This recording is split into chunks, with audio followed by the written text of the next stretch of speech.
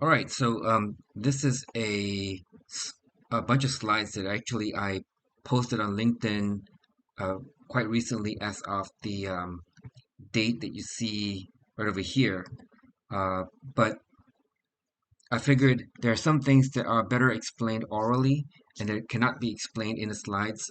And for those of you on YouTube who just chanced upon this video, you can get to the slides by going onto the information section of this video YouTube channel and click on the link to my website. Go to the research page, scroll down, and you should see a bullet point with a link to the slides on ResearchGate to download to read. Anyway, this video really is for audiences who have actually seen my slides already, but um, I just wanted to provide some further physical insight into what's happening here.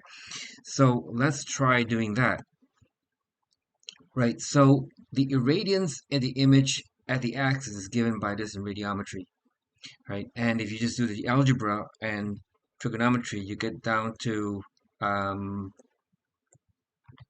this equation, and you take the limiting conditions, you can get to a point where if z is infinity, that maximizes the irradiance, and that makes sense because if you're moving the screen, you're moving the image plane, and where the image is, you move the image uh, as your object goes from say the front focal position to infinity, then what happens when the object is infinity is that the image gets closer to the focal plane and the image gets smaller and smaller and smaller. So the amount of flux being concentrated in the area gets larger and larger, but that's being compensated for by a reduction in the flux going into the lens, right?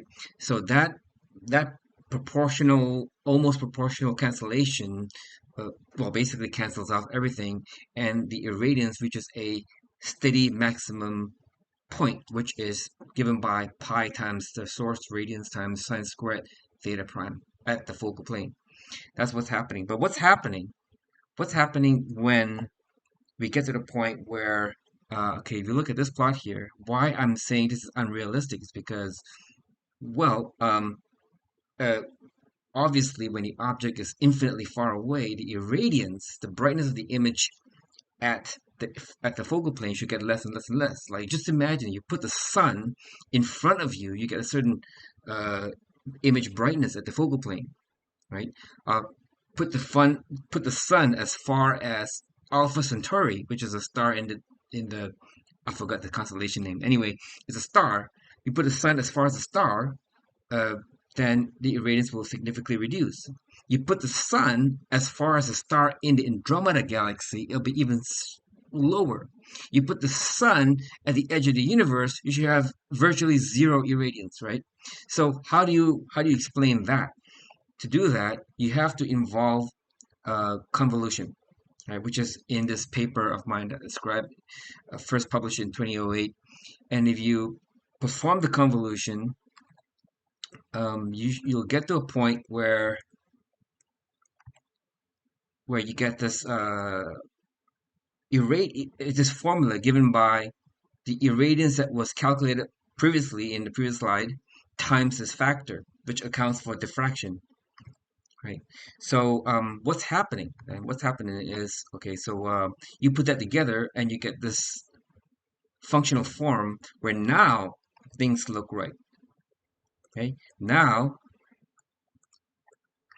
you have an irradiance that dies off like 1 over this distance squared as the object goes to infinity.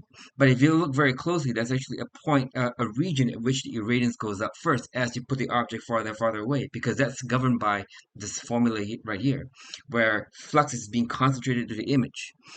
Physically, what's happening is as the image gets smaller and smaller as you put the object farther and farther away, the size of the image becomes comparable to the size of the point spread function, right?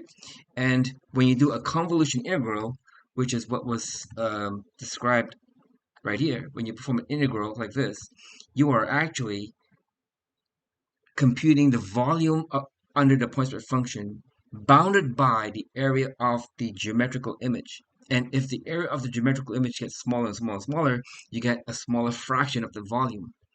you multiply the smaller fraction by the irradiance level given by geometrical optics and radiometry, you get a smaller irradiance, right? That's what's happening with this plot right here. So the irradiance will first go up, will increase as you put the object farther away, and then it will reach a plateau area, which if you zoom in, again, we are assuming that we are following the image plane here. Now you zoom into the, is everything clear here? Let me just kind of, right? You zoom into this plateau area, you get this constancy in irradiance for quite a long distance, given the specifications of the slides. Between 10 meters to 2 kilometers is a very far distance, right? It's pretty constant because in this region, the point per function area is still smaller than the geometric image area. But then, beyond about 2 kilometers or so, it starts reducing. Or actually, maybe 3 kilometers or so. Starts reducing and reducing.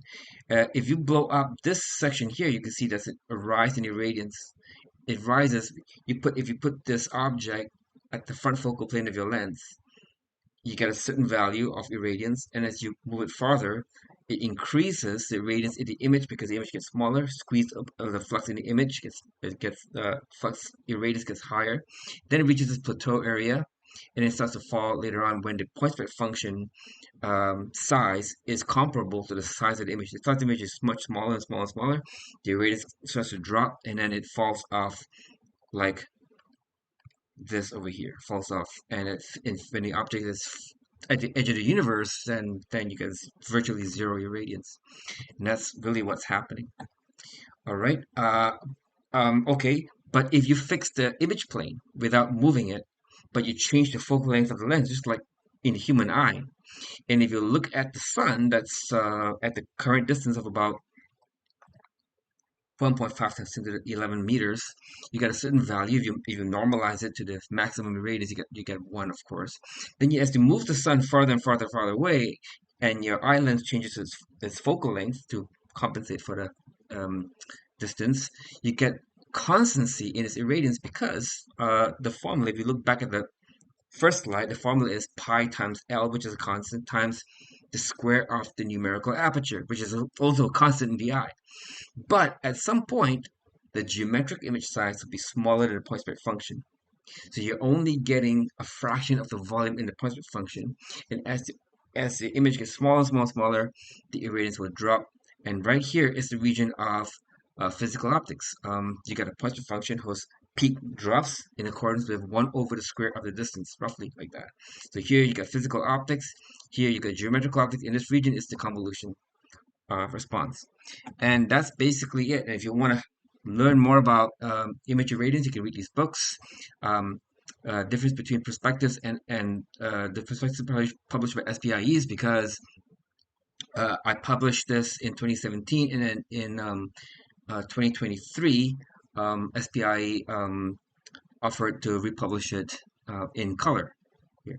And then, of course, I've got Modern Classical Optical System Design, which is published just last year. All right, so a lot of stuff is inside there, and if you want to learn more about irradiance in optical systems, they're there. Thank you very much.